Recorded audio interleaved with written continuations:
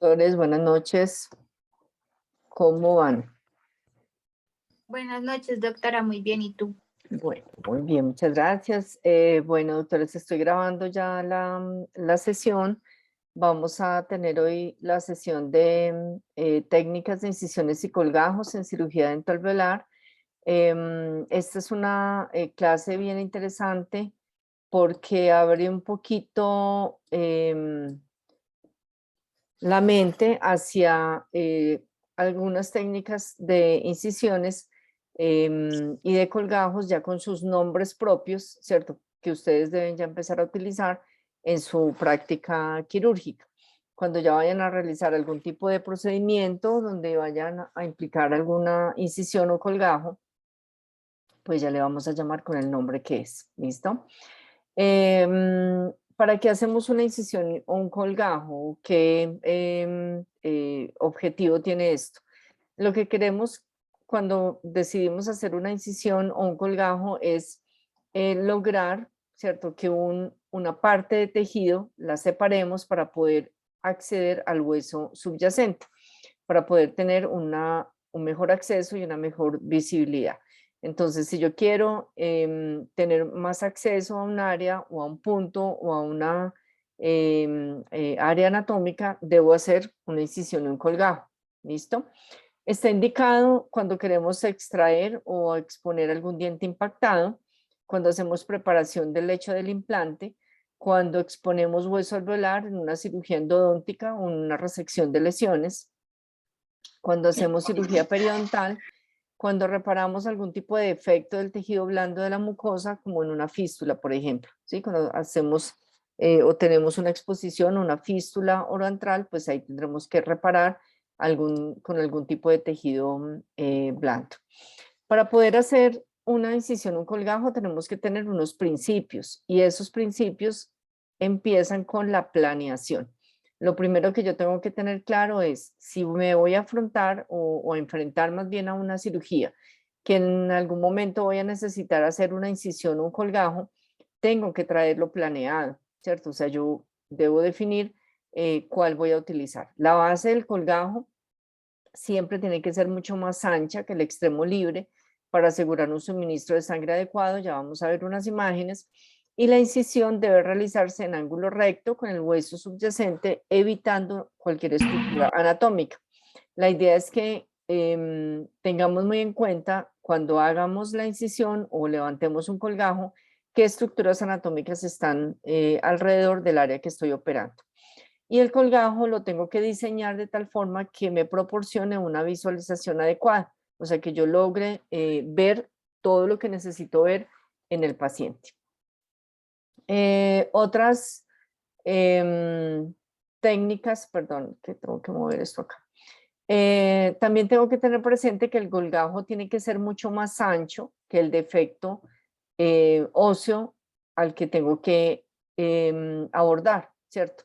Entonces, si tengo una lesión, por ejemplo, en este punto y necesito abordarlo con una incisión y un colgajo, pues tengo que tener presente que esta base debe ser mucho más amplia y que el colgajo tiene que ser más grande que la lesión que voy a abordar, ¿sí? Yo no puedo poner a la mitad o partir a la mitad por encima de la lesión. Tengo que irme mucho más allá o extenderme un poco más de los bordes de la lesión.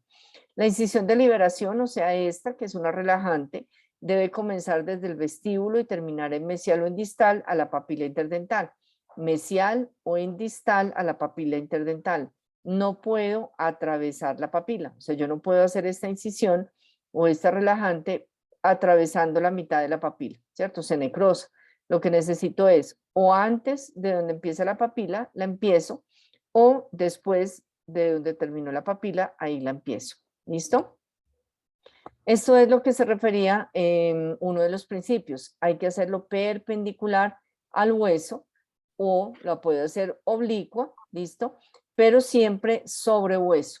Yo no me puedo hacer la incisión encima de una lesión, siempre tengo que ir encima de hueso. Y siempre va en un movimiento firme y completo. Yo no puedo hacer esto, ¿cierto? Como haciendo un serrucho, porque si lo hago como si fuera un serrucho, mire cómo va a quedar, y esto es irregular. Me va a cicatrizar mucho más fácil una incisión que haga en esta forma, que es la correcta, así la hago como haciendo un serrucho y obviamente eso va a ser mucho más trauma para el paciente. Entonces, de estos dos esquemas, doctora Ana Milena, ¿cuál es la correcta? ¿La A o la B? La doctora. ¿La A o la B? ¿Quién dijo la B por ahí? ¿Alguien dijo la B? Bueno, la correcta es la A, ¿cierto? Porque la A está sobre hueso sano. Yo no puedo atravesar, ¿sí? No puedo hacer la incisión sobre la lesión o sobre el hueso enfermo o sobre la lesión como tal. ¿Listo? Vamos a planificar la incisión y el colgajo de tal forma que, obviamente previo a la cirugía, de tal forma que respete algún tipo de estructura anatómica, puede ser un vaso, un nervio, donde vaya a ser la incisión, ¿cierto? En este caso, por ejemplo, tengo que planearla de tal forma que no me quede así, ¿cierto? Si yo necesito abordar una lesión, no puedo atravesar el nervio mentonero, tengo que irme mucho más a mesial para poder hacerla relajante. Entonces, siempre planear para poder respetar la vascularización. Miremos aquí este caso, por ejemplo, miren el tamaño de lesión, ¿listo? Mire el tamaño de lesión y mire la incisión por donde se hace la relajante. Le faltó, ¿cierto? Faltó un poquito más acá, hacerlo un poquito más lejos para que en caso de que tuviéramos que quitar un poco más de hueso, pues cuando voy a poner la sutura me soporte la incisión sobre el hueso, ¿listo? Y mire aquí el nervio, siempre respetando el nervio, o sea, no puedo atravesar con la incisión una estructura nerviosa. Entonces, cuando voy a hacer un abordaje, debo revisar la anatomía para poder respetar esa zona. Lo mismo pasa acá, ¿listo? Lo que les explicaba ahorita, extenderme un poco. La anatomía no es, nunca la podemos tomar como una contraindicación de la cirugía.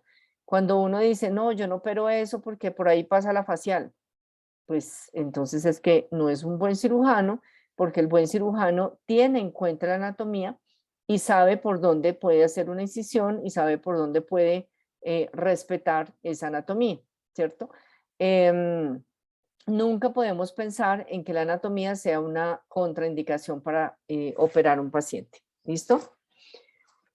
Cuando hacemos relajantes o cuando tenemos hacemos una incisión y quiero hacer este tipo de relajantes, debo tener en cuenta la base de la incisión. Si la incisión inicialmente la estoy haciendo aquí arriba y necesito hacer relajantes, las relajantes van extensas y abiertas, ¿sí? Hacia mesial o hacia distal, para lograr que esta base me quede mucho más ancha. ¿Por qué? Porque todas las arterias o las arteriolas más bien a nivel del proceso gingival van en este sentido, ¿sí? Perpendiculares. Entonces, igualmente tengo que hacer esta relajante de tal forma que la base sea mucho más amplia y tenga un buen suplemento de sangre para la zona del colgajo que me queda más distal. ¿Listo? Las relajantes son muy importantes, ¿sí? Pero solamente las hacemos si es necesario. No es una rutina hacer relajantes, ¿sí? Solamente las hago en caso de que realmente sea necesario. Usualmente solamente usamos una relajante, puede ser suficiente y debe ser en la zona anterior a donde empecé la incisión. Perdón. Las relajantes deben ser oblicuas para mantener las bases anchas, vuelvo y les insisto en esto. No debe cruzar la prominencia ósea, no la podemos hacer sobre el aspecto bucal de un diente y no sobre la papila. ¿Listo? Aquí volvemos. Mire que la base siempre será ancha. Si voy a hacer una relajante, siempre voy hacia mesial. ¿Listo? Yo no puedo hacer una relajante acá, en distal. ¿Listo? Siempre debe ser en mesial porque es lo que me va a facilitar ver. ¿Listo? Lo mismo acá. Mire que la relajante va en mesial. No hago relajantes atrás. ¿Listo? Si yo hago esta incisión y quiero exponer este hueso, la relajante va en mesial. ¿Ok? Bueno. Los colgajos pueden ser a espesor parcial o a espesor total. ¿Qué quiere decir eso? Mírelo acá, yo puedo hacer un colgajo a espesor parcial, no llego hasta el hueso, ¿listo? Lo que hago es que el bisturí entra de tal forma que como que parte la encía a la mitad, ¿listo? Y me queda periósteo adherido a la encía, al hueso, me queda periósteo adherido al hueso, y me queda el resto del tejido del epitelio con parte del conectivo hacia o levantado de la incisión, ¿listo? Ese será un colgajo a espesor parcial. Este colgajo normalmente lo utilizamos en periodoncia, ¿sí? En cualquier técnica, en algunas técnicas periodontales. Y el colgajo espesor total, ya me voy hasta el hueso, o sea, incido hasta que toco hueso y ahí levanto el colgajo. La mayoría de colgajos que vamos a hacer en cirugía para cirugías de cordales o de terceros molares es hasta hueso, ¿sí? Siempre va a ser hasta hueso. A espesor parcial es para que sepan que existe, que puedo levantar la mitad solamente de la mucosa y dejar el periósteo pegado o adherido al hueso. ¿Qué vamos a utilizar para hacer una incisión y un colgajo? Bisturí frío, que es esto, ¿sí? Pásame el bisturí frío, esto es el bisturí frío. El bisturí número 3, metálico, con su hoja de bisturí, ¿listo? Esta hoja de bisturí, recuerden que hay varios números, la número 10, que no la usamos en cirugía oral, esta es para cirugía abdominal, cirugías mucho más extensas a nivel de otras partes del cuerpo. En cavidad oral usamos la 11, recuerden que la 11 la usamos para hacer drenajes de abscesos. La número 12, que es esta, mire la curvatura, que la vamos a utilizar para hacer incisiones en distal de los 7 cuando quiero hacer la cirugía de los terceros molares superiores, ¿listo? Y la 15, que es la universal, que igual la puedo utilizar para cualquier tipo de cirugía oral, utilizo la número 15, ¿listo? Entonces, estas 3 son las que vamos a utilizar en cirugía oral. Pero hay otras opciones, doctores, no solamente el bisturí frío, está el electrobisturí. El electrobisturí, siempre que vamos a usar electrobisturí, tenemos que tener presente esta placa. Esta placa es la que hace todo el circuito. Si yo no le pongo esa placa en la espalda al paciente, se va a generar una quemadura. ¿Listo? Y el paciente, cuando voy a utilizar electrobisturí, no puede llevar prendas de licra. ¿Listo? Entonces, es muy importante que manejen esos conceptos cuando vayan a manejar en algún momento electrobisturí. Y el otro es el bisturí láser, ¿cierto? Que es el láser de CO2 que me sirve muy bien. Además de hacer la incisión, cauteriza. Entonces, en casos especiales lo utilizamos cuando hacemos profundización de surcos para cirugía periodontal o para poner una prótesis en un paciente que tiene, digamos, una hiperplasia gingival o en pacientes que tienen lesiones que uno sabe que van a sangrar mucho en el momento de la cirugía, un granuloma piógeno, por ejemplo, utilizamos bisturí láser, ¿listo? El bisturí con CO2. Tanto este como el electrobisturí cauterizan al tiempo que hacen incisión, diferente del bisturí frío. El bisturí frío usted incide y sangra igual, ¿listo? En cambio, estos cauterizan los vasos sanguíneos a medida que van haciendo la incisión. Esas son las ventajas, ¿ok? Forma correcta de usar el bisturí como si fuera un lapicero, mírelo acá.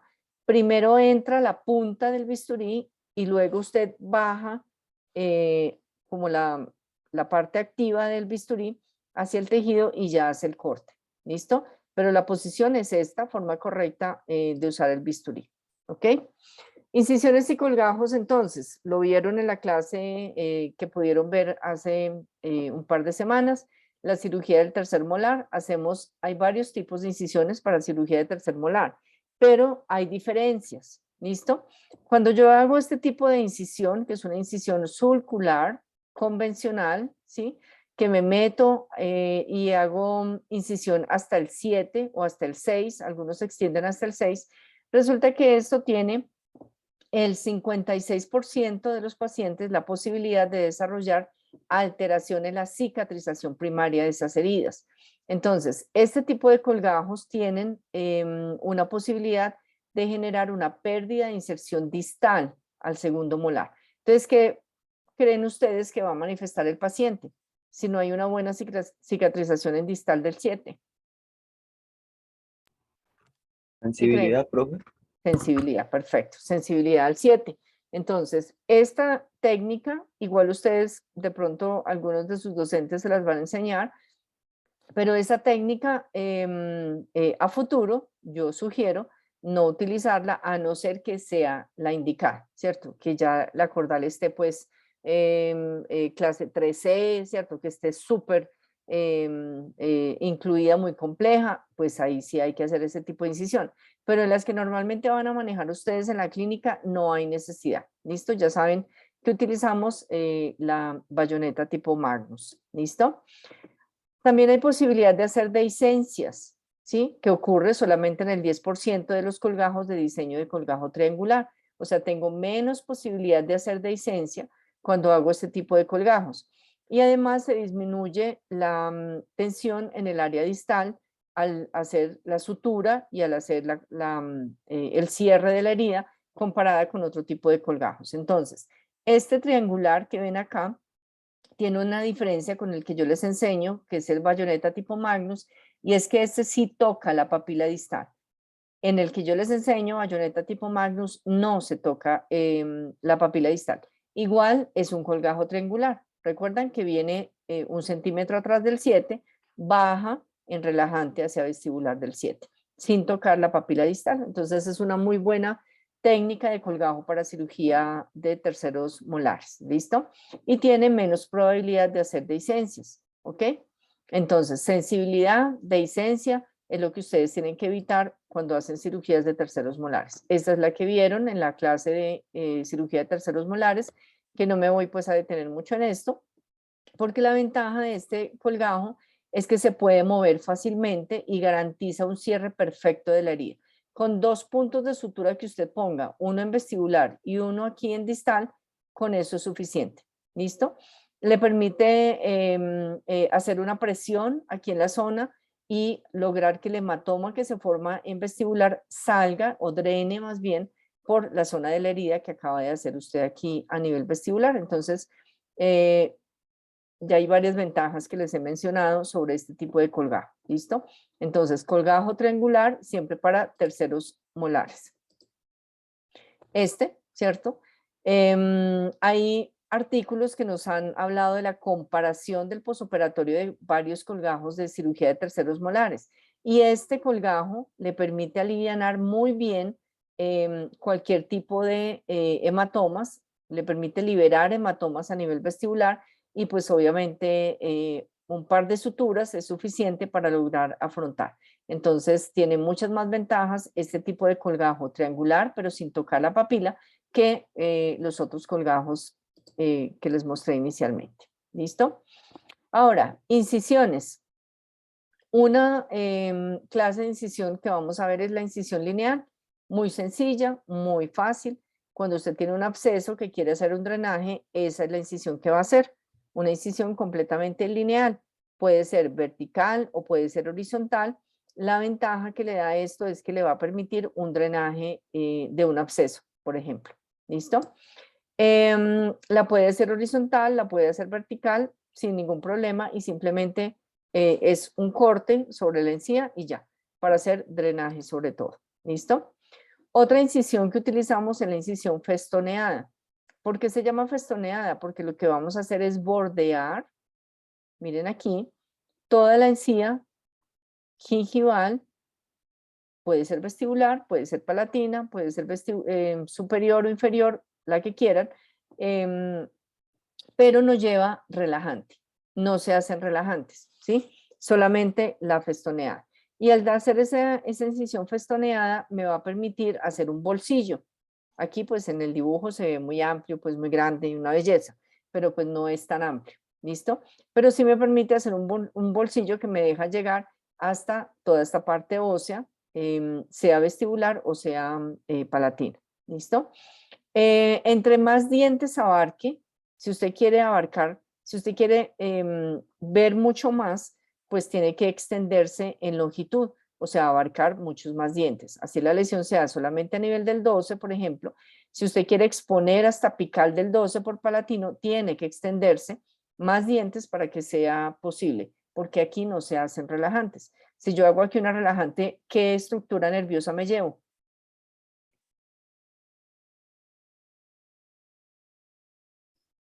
¿Qué estructura? En palatino. Si hago una relajante aquí.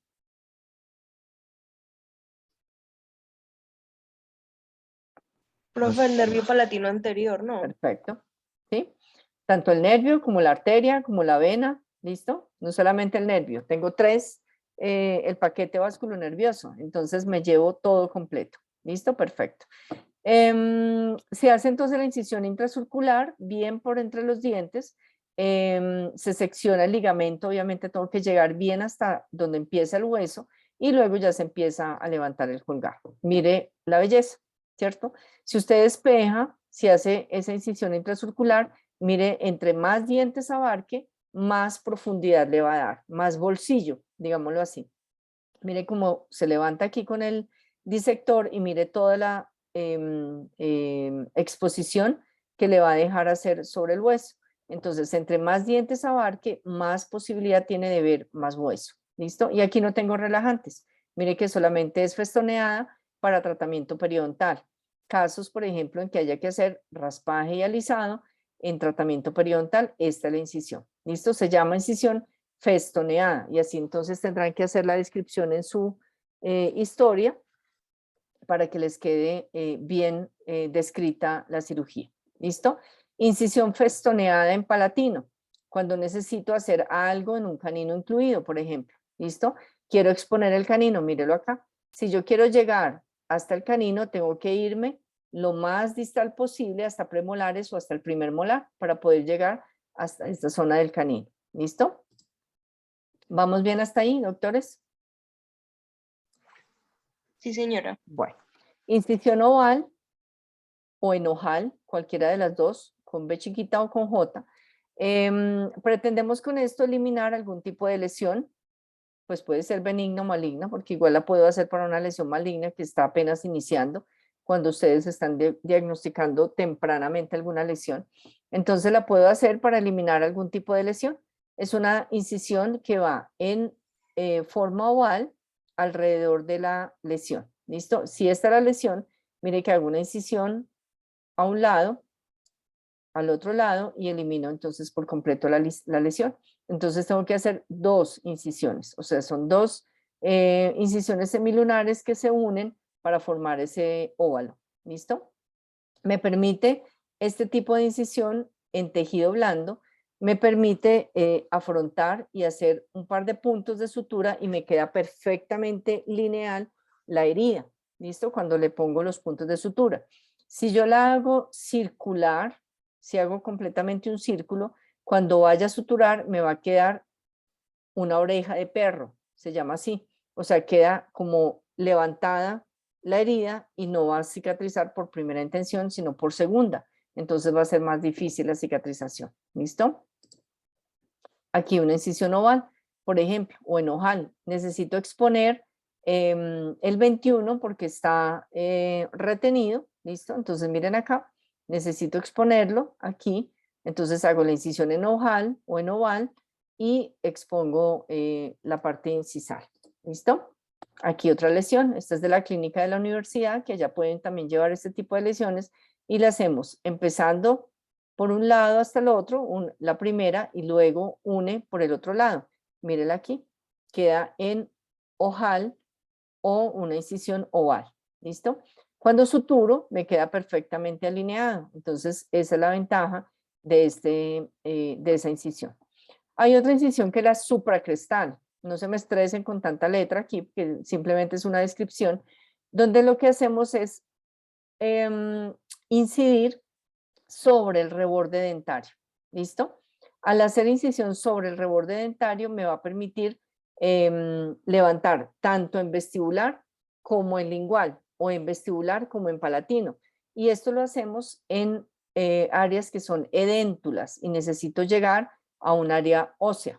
¿Listo? A un punto o a una zona ósea para hacer, por ejemplo, implantes o necesito hacer una remodelación supracrestal, ¿listo? Por ejemplo, en este caso, hay que hacer una incisión supracrestal para poderle poner los implantes a este paciente. Ya le hicieron las exodoncias, ya está cicatrizando muy bien, entonces ahora toca volver a abrir para poder hacer o poner los implantes. Incisión que hay que hacer aquí, supracrestal. ¿listo? Se va por toda la línea media, perdón, por toda la mitad del reborde alveolar y levanta hacia vestibular, levanta hacia palatino y puede poner sus implantes. Esa es una de las técnicas de poner implantes, ¿listo? Miren aquí, en la zona supracrestal, simplemente una incisión, perdón, por toda la mitad de la cresta, ¿ok? Bueno, ahora pasamos de las incisiones a los colgajos, ¿listo? Una cosa es incidir o hacer incisión y otra cosa es levantar el colgajo. Cuando yo hago incisión, hago las que acabamos de mencionar, festoneada, lineal, o la oval, ¿listo? Pero aquí ya voy a levantar colgajos.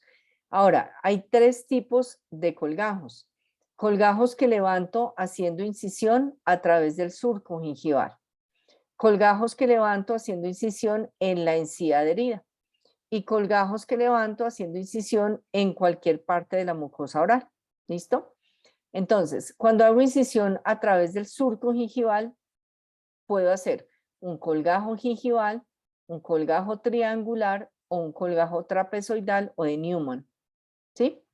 Cuando la hago en la encía adherida, solo puedo hacer uno, que es el de Loeb-Oshbein. ¿Sí? Y ahorita vamos a ver cuándo puedo hacer ese colgajo. Y cuando hago incisión en cualquier parte de la mucosa, es un colgajo semilunar. ¿Listo? Veamos entonces los colgajos. Colgajo gingival es ese colgajo, ¿sí? Esa incisión gingival o festoneada que hice inicialmente, ahorita la que vimos, pero además despego el periósteo y levanto la mucosa. Esto entonces ya será un colgajo gingival que hice con una incisión festoneada. ¿Es claro? ¿Sí? ¿Me hago entender, doctores? Señora. Bueno, entonces, este colgajo gingival solo lleva una incisión horizontal. Aquí no van relajantes, no van nada adicional. Solamente incido a nivel gingival, me voy por toda la parte intracircular y con el disector de periósteo levanto y despego todo el periósteo y me queda todo este colgajo. ¿Listo? Entonces ahí logro ver toda esta superficie ósea. Es de muy fácil reposición. Cuando yo quiero suturar, simplemente vuelvo y lo pongo acá y suturo las papilas. Es posible modificar los niveles gingivales, o sea, yo puedo suturar esto mucho más arriba, ¿listo? Y dejar que estos niveles gingivales queden más libres, ¿sí? O aumentar esa dimensión.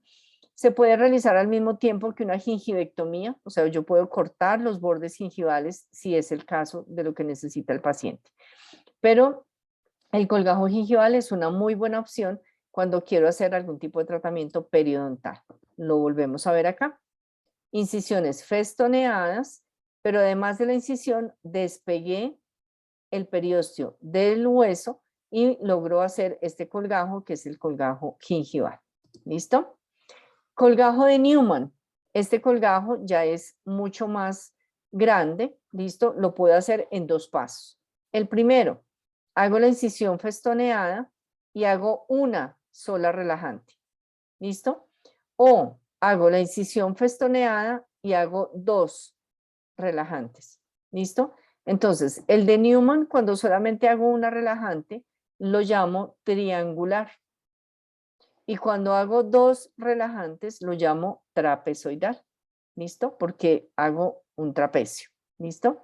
Siempre recuerden los principios, dirigido y abierto en la base para que la base del colgajo sea mucho más ancha que la parte superior del colgajo. ¿Listo? Y pueda levantar bien toda esta área ósea, ¿cierto? Y que pueda pues ver toda la parte o la estructura ósea. La incisión siempre va intracircular. Siempre me meto en la encía, ¿sí? Me meto a nivel del surco, perdón, para poder despegar esta zona inicial con la incisión festoneada y relajo acá, hago una relajante y esto me da una forma de triángulo. ¿Listo? Entonces ahí lo llamamos de Newman parcial o triangular y este es de Newman total o trapezoidal. ¿Listo? Miremos aquí este caso, por ejemplo. Una pregunta. Dime. Lo que pasa es que en la primera foto de la diapositiva pasada está la otra, esa. Está la relajante hacia distal. Ah, Y ok. Y tú habías hablamos dicho que como tenía que que era ser hacia mesial. exacto. Hay una condición importante y es que si por alguna razón la lesión que yo tengo que abordar implica que la relajante me vaya a atravesar esta superficie ósea del canino, la eminencia canina, se hace una dehiscencia, ¿sí? Es la única, digamos, indicación de hacer algún tipo de relajante en distal, ¿sí? Gracias por la aclaración, sí, tienes razón. Ah, Pero listo, sino que esto profe. ya lo vemos pues un poquito más ya a nivel de cirugía, pero sí, es la única, el único momento. Yo no puedo hacer una relajante aquí, porque si atravieso la eminencia canina, voy a hacer una dehiscencia. ¿Listo? Una complicación de los colgajos. Muchas gracias, doctor. Entonces, volvemos acá. Miren aquí entonces. Este sería un colgajo, ¿cómo lo llamaríamos? Si tiene dos relajantes. ¿Qué colgajo sería?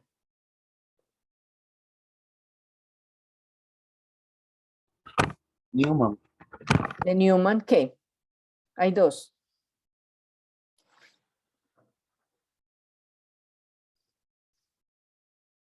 Trapezoidal. Creo que no era trapezoidal. Trapezoidal, perfecto. ¿Sí?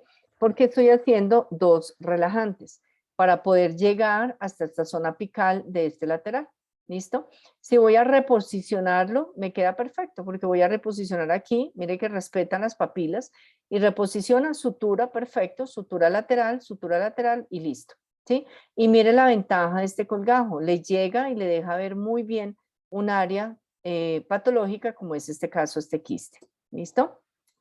Ahora, el segundo colgajo, cuando hago incisiones en la encía adherida, el colgajo de Loeb-Oshbein. ¿Sí? Así se escribe. Loeb-Oshbein. ¿Sí?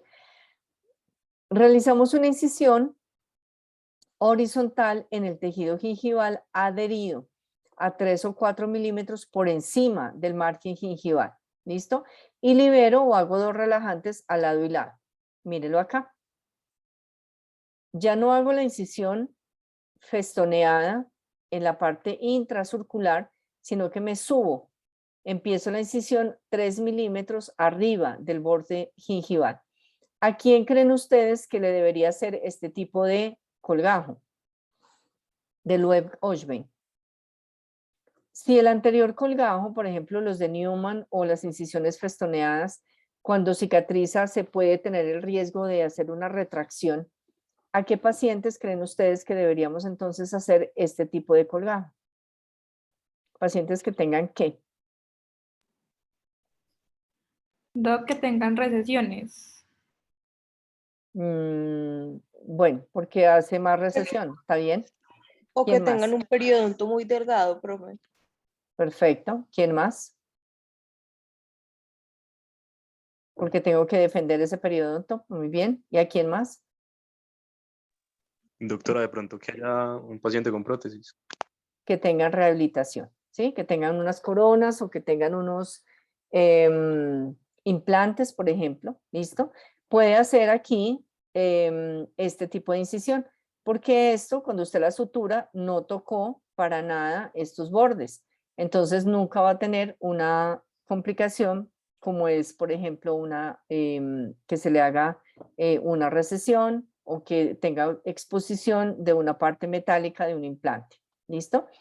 La ventaja de este colgajo es que es muy fácil de levantar o de despegar. Es menos agresivo con el tejido gingival que los anteriores que hablamos, de los de Newman. Es útil en pacientes que tienen restauraciones fijas, ¿sí? A ese menos recesión. Y la desventaja es que puede dejar una cicatriz posquirúrgica si las suturas no se realizan adecuadamente. Entonces, si usted tiene una buena técnica de sutura y está indicado en ese paciente hacer este colgajo, pues lo puede hacer, reposiciona muy bien y eso le cicatrizará perfectamente. Pero tiene el riesgo de hacer cicatriz si no sutura bien. ¿Listo? Entonces, este de Loeb-Oshbein es una muy buena opción en estos casos. Miren acá, por ejemplo, hacen algo de Loeb Ogden, aunque es un poquito modificado, digámoslo así, pues es muy chiquitita, pero igual hacen la incisión 3 milímetros arriba del margen gingival. ¿Listo? Miren que no tocan para nada. Por ejemplo, en este paciente, si le hicieran una incisión festoneada a este paciente y le levantaran un colgajo de Newman, pues tiene más riesgo de que esta recesión se agrande mucho más. ¿Listo? Entonces no es indicado hacer un Newman aquí. Se va con un Loeb Ogden. ¿Listo? Lo mismo en este paciente. Parece que tuviera aquí unas coronas. Le hicieron entonces acá un Loeb Ogden para poder levantar el colgajo desde 3 o 4 milímetros para respetar estas papilas. ¿Vamos bien? ¿Es claro? Profe, una pregunta. Dime. Digamos, para ese paciente que tiene la recesión, ¿no se podría aprovechar, digamos, para levantar un colgajo como el anterior y posicionarlo más coronalmente, como para de pronto tapar la recesión o algo así? Ok, pero ya es una técnica diferente, ¿sí? Eso ya es cirugía plástica periodontal, que la técnica es muy bonita y solamente va dirigida a reposicionar esta parte. Entonces se hacen 2 relajantes al lado y lado y se hace como un adelgazamiento del epitelio en la parte interna y se tracciona, pero es muy diferente del colgajo de Newman, ¿sí? El colgajo de Newman nunca te va a permitir reposicionar y tapar esta recesión. El colgajo de Newman antes te tira en la cicatrización hacia arriba, entonces no está indicado. Si ya es una técnica de cirugía periodontal o de plástica periodontal, ahí sí, ¿listo? Son técnicas diferentes. Esa yo no se las presento porque primero no es mi área, no la manejo y segundo pues no está en la competencia aún de ustedes, ¿listo? Pero sí hay una forma de hacer plástica periodontal aquí, pero no es el colgajo de Newman. ¿Es claro, Doc? ¿Sí? Sí, señora, profe. Ok.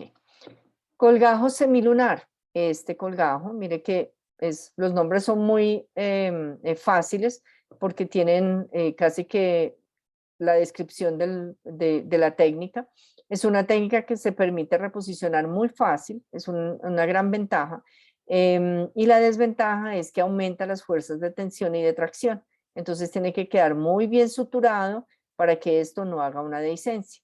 ¿En qué casos hago un colgajo semilunar? Igual, cuando no quiero tocar estos márgenes gingivales y quiero llegar a un área apical. Por ejemplo, en una cirugía apical, ¿sí? Se puede hacer este tipo de colgajo, un colgajo semilunar. Mírelo acá, colgajo semilunar que llega hasta apical de este central y logra abordar alguna técnica quirúrgica en apical de ese central. ¿Listo? Semilunar, mírelo acá, en esa forma completa, como si fuera una media luna. ¿Listo? Y hay unas incisiones extraorales. Incisiones extraorales que las vamos a hacer ya en casos en que tengamos algún tipo de abordaje más grande que implique que ya no es suficiente con levantar colgajos de mucosa, sino que tengo que abordar la piel o la cara del paciente para poder llegar a una lesión como tal. ¿Listo? En este caso, por ejemplo, este paciente tiene una asimetría, es un paciente joven, estuvo en la cárcel y mientras estuvo en la cárcel empezó a ver que este lado derecho aumentaba de tamaño. Empezó a sentir que por esta narina no había flujo de aire, ¿listo? No pasaba el aire por este lado. Empieza el proceso de consulta y al hacerle el examen de imagenología, vemos esta tomografía de corte coronal donde vemos las 2 órbitas, que es esto, ¿listo? Vemos toda el área paranasal, que es toda esta área de acá, seno maxilar del lado izquierdo, siempre vemos el lado sano o aparentemente sano, el seno maxilar está perfecto y ahora sí compare con el lado derecho, ¿listo? Miren la diferencia, una gran masa en el lado derecho que está en toda esta dimensión, como está marcada acá, ¿sí? De A hasta B, mírelo acá, de A hasta B mide 56 milímetros, de C hasta D, mírelo acá, mide 47 milímetros, o sea, estamos hablando de casi 6 centímetros y casi 5 centímetros, que en cara eso es gigante, ¿listo? Ocupa todo el seno maxilar, miren aquí, y fuera de eso me tapa o me está obstruyendo toda el área paranasal. ¿Listo? Miren aquí, cornetes y meatos completamente involucrados dentro de la lesión. Por eso el paciente no respira, por esa narina, ¿cierto? No le pasa el aire, porque tiene una obstrucción de una lesión en ese lado. ¿Qué les debe llamar también la atención? ¿Qué ven aquí de diferente en este lado y en este?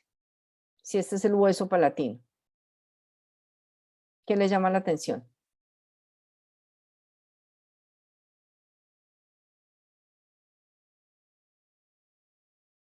¿Nada? Está discontinuo, profe. Perfecto. ¿Y esa discontinuidad qué implica, doctora, con la lesión? ¿Qué estará haciendo la lesión aquí? Pues está como implicado el paladar duro, profe. Eso se Y sí, sí. está infiltrando, ¿listo? Está infiltrando la lesión hacia la zona del paladar. Entonces, ese proceso de infiltración hacia la zona del paladar implica que esta lesión, por el tamaño y por todo lo que está mostrando, que está infiltrando tanto otras estructuras, pues quiere decir que es una lesión aparentemente maligna, ¿sí? Originada en el seno maxilar, ¿ok? ¿Qué estructuras anatómicas tengo en el seno maxilar? ¿Qué tejidos tengo en el seno maxilar?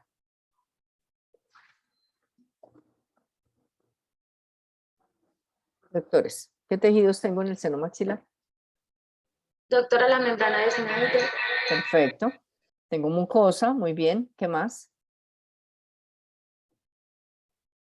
¿O solo mucosa? Tengo glándulas salivares, ¿sí? En el seno maxilar hay glándulas salivares y son las que ocasionan este tipo de tumor, un tumor maligno de glándula salivar. ¿Listo? Mírelo acá. Esta es una resonancia. La resonancia ya me deja ver la parte blanda. O sea, casi que no puedo ver la estructura ósea.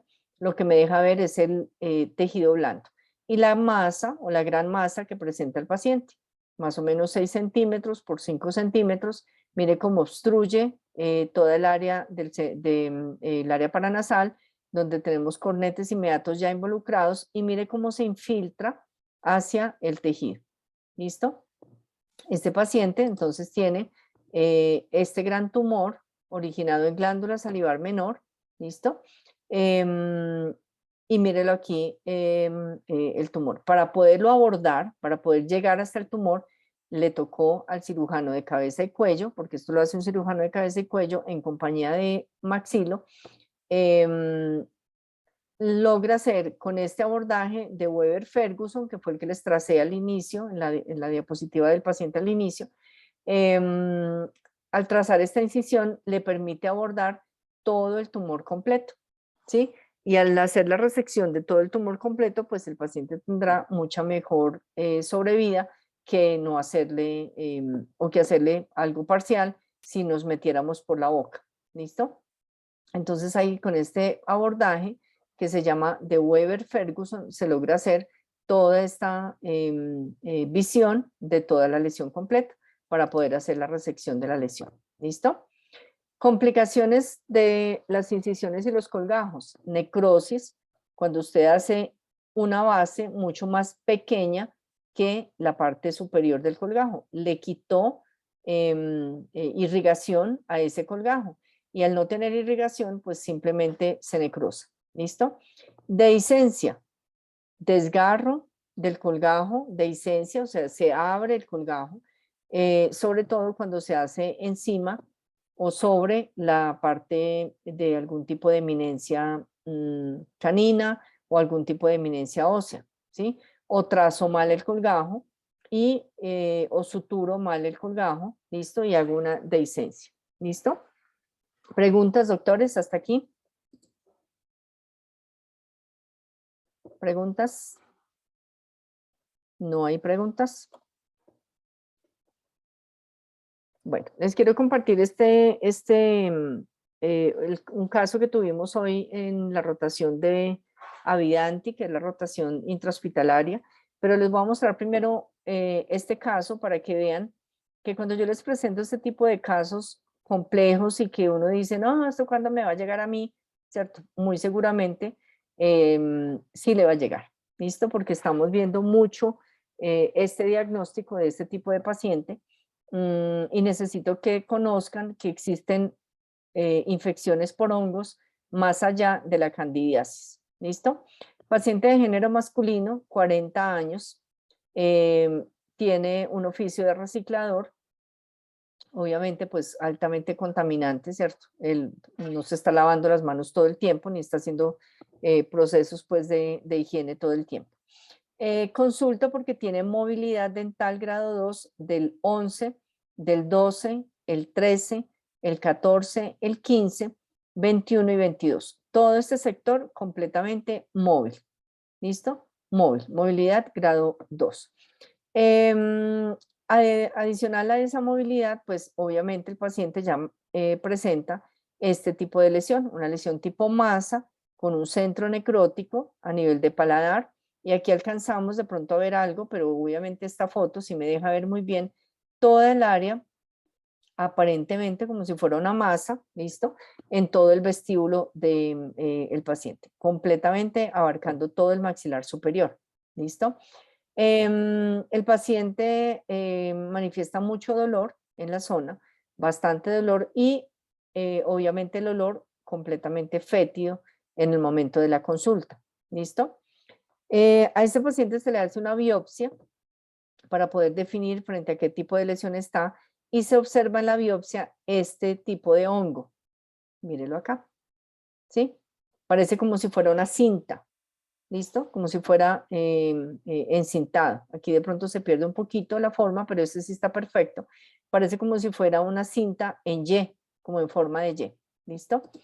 Ese paciente, además del examen clínico y el examen de la biopsia, se le ordenó un cuadro hemático. Y dentro del cuadro hemático le salió este resultado, una hemoglobina glicosilada de 9.7. Si ustedes recuerdan, la hemoglobina glicosilada se la ordenamos a los pacientes para controlar diabetes, ¿sí? O para saber el estado de un tratamiento de diabetes. El paciente, como nunca fue diagnosticado con diabetes, sale este resultado supremamente alto por no tener ese tipo de control. ¿Listo? Recuerden que el valor normal de hemoglobina glicosilada es 6 y mire en la altura en la que está, 9.7, o sea, un paciente diabético. ¿Listo? No sabía el paciente que era diabético. Se le hizo el diagnóstico dentro de esta consulta. En la literatura, ¿qué dice la literatura? Dice, ojo con los pacientes que tienen esta patología que se llama mucormicosis, ¿sí? Que es una infección de tipo fúngico, porque se está presentando mucho en el paciente diabético no controlado. Ya no es solamente la mucormicosis en el paciente que está en contaminación con cosas, tierra o con cosas muy contaminadas o que se alimenta, digamos, de alimentos podridos, por ejemplo, ¿sí? Ahí también está el hongo. No es solamente en ese tipo de pacientes. También podemos encontrar, y es lo que la literatura nos está mostrando ahorita, ese paciente diabético que usted está atendiendo en su consulta o que está atendiendo en el momento de su valoración cuando le va a solicitar algún tipo de exodoncia o algo, búsquele cómo está el control siempre con una hemoglobina glicosilada. Y en caso de que presente lesiones como esta, sospeche, ¿sí?, que está frente a una infección fúngica tipo mucormicosis. ¿Listo? Este es el hongo. Mire que por eso se ve en la histología muy parecido a esto.